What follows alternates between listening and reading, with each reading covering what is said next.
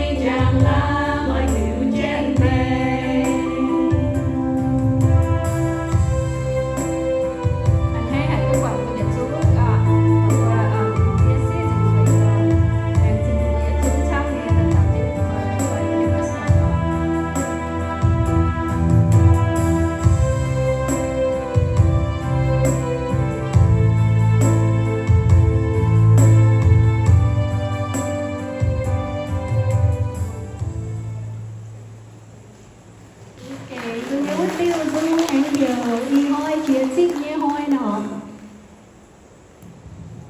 nó lên đi thì em phải bớt tụng nó xem tung ghê bộ cái gì vậy tụi y bôi nhớ trên giờ hay bớt cái mà đồ dừng to nha